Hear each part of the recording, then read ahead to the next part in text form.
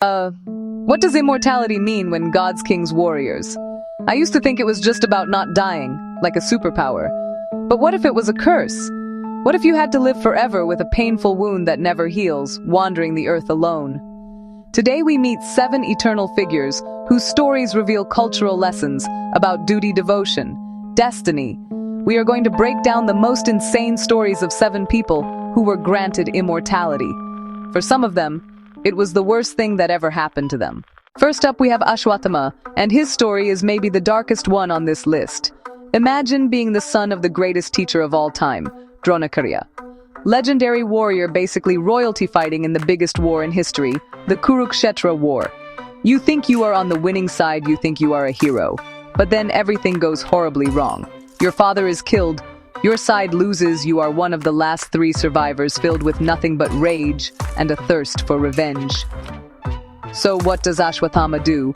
He makes the worst decision of his life. Under the cover of darkness, he sneaks into the enemy camp.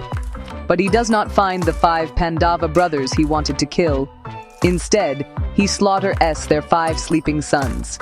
It is a brutal, dishonorable act that breaks every rule of war. He did not just kill them, he murdered them in their sleep, thinking he was getting his ultimate revenge. He brought what he thought were their heads to his dying commander, only to realize his catastrophic mistake. This act of pure evil could not go unpunished. Lord Krishna, avatar of Vishnu, ally to the Pandavas, finds him. Ashwatthama, in a final act of desperation, unleashes the Brahmashira, a celestial weapon capable of destroying the entire world. To counter it, Arjuna fires his own. To save the universe, the sage Vyasa orders them both to retract. Next, let us talk about a king so incredibly generous that he literally gave away the entire universe. This is King Mahabali. Unlike Ashwatthama, Mahabali was a good guy, an Asura king, yet wise, just, and loved. His kingdom was a golden age. No poverty, no crime. Everyone happy. He conquered heaven, earth, and the netherworld.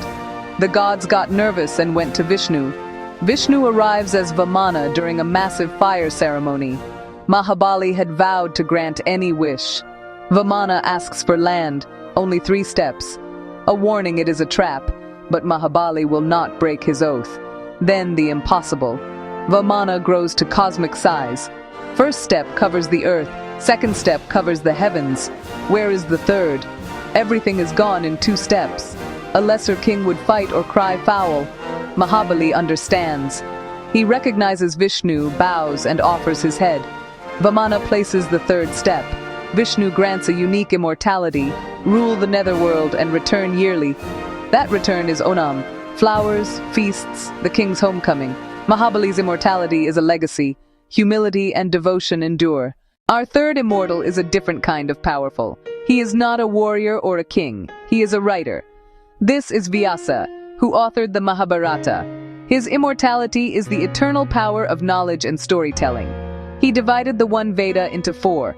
Rig Veda, Yajurveda, Samaveda, Atharva Veda, to make divine knowledge accessible. His biggest project was the Mahabharata, about 1.8 million words, 10 times the Iliad and Odyssey combined. He prayed to Ganesha to scribe with 1 condition: no pauses. Vyasa required Ganesha to understand each verse first. A divine, non-stop marathon of composition. Vyasa appears inside his own story, fathering the lineage of Pandavas and Kauravas, the advisor whose counsel is often unheard. While warriors decay and empires fall, Vyasa preserved wisdom. His presence ensures the lessons of the past are never lost. Vyasa's immortality symbolizes the power of the written word, a living library, the eternal guardian of knowledge.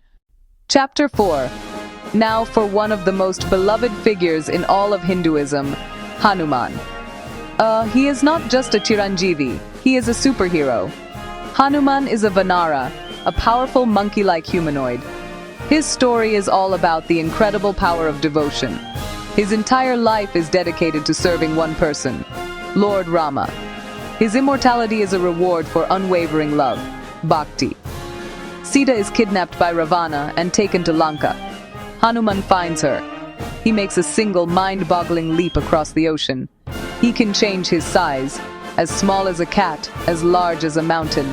His devotion fuels his power. When Lakshmana is fatally wounded, the only cure is the Sanjivani herb on a distant Himalayan peak. He flies thousands of miles in a single night, but cannot identify the herb. So he lifts the entire mountain and carries it to the battlefield.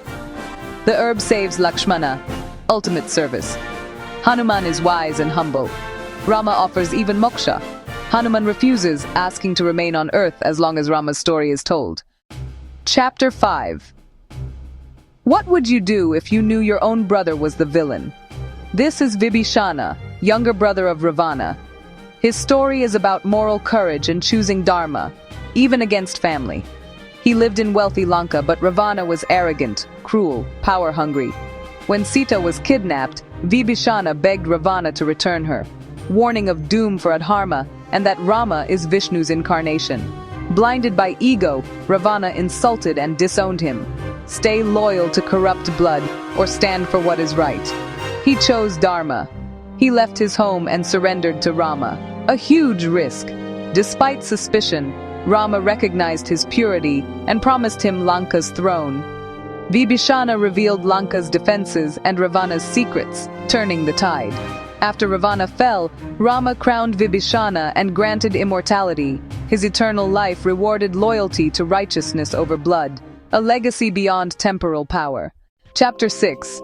Our next immortal is Kripacharya, a royal teacher of the Kuru kingdom that tore itself apart in the Mahabharata war.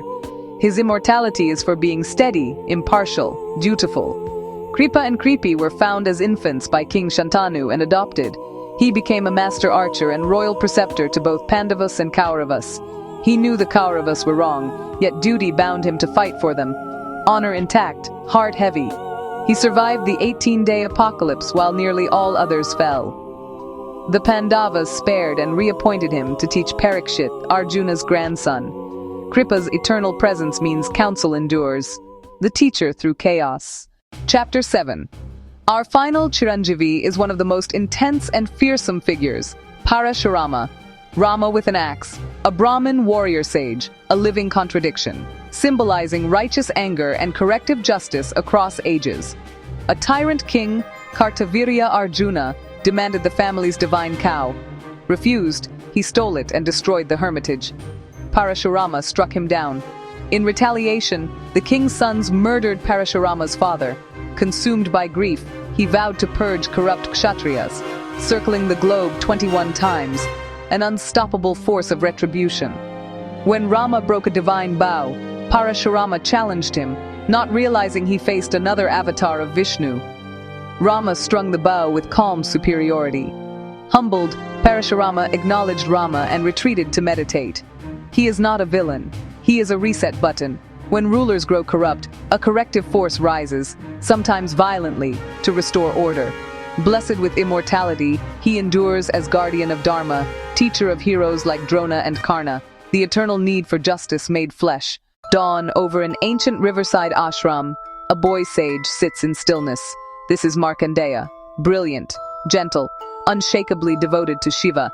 His fate was written, death at 16. He doesn't bargain, he doesn't rage. He leans in. Day after day he offers flowers, breath, mantra. To a simple stone lingam, finding freedom in surrender long before freedom finds him. 16th birthday. Storm rolls in. Lamps flicker in the temple's dark. Yama, lord of death, arrives, inevitable as thunder. Markandeya doesn't run. He wraps his arms around the lingam. He presses his cheek to the cold stone. He chants the Mahamrityunjaya, "We worship the three-eyed one." The noose whistles through rain. It casts wide. It lands over the lingam itself. The earth shakes. From within the stone, a blaze like lightning tears open the night. Shiva appears, calm as a mountain, furious as a storm. One strike. Yama falls. Time itself holds its breath. Silence. The rain softens. Shiva looks at the boy, still chanting, still holding on. "Your devotion knows no fear," he says. "Live." Markandeya is blessed. Long life, eternal youth, not power taken, but grace given. By sunrise, the river is glass. The ash on his brow glows gold. Devotion dissolves fear. Surrender beats control. Immortality isn't a conquest. It's a blessing for a heart that lets go. Outro, so there you have it. 8 people who became immortal, each for a different reason. Punishment, humility, wisdom, devotion, moral courage, mentorship, corrective justice, and divine grace. Immortality as a cultural mirror of what should last forever. If you found these myths meaningful and insane, smash like, subscribe, hit the bell, and tell me which Chiranjivi resonated with you most. Thanks for watching. Sources and suggested readings in the description.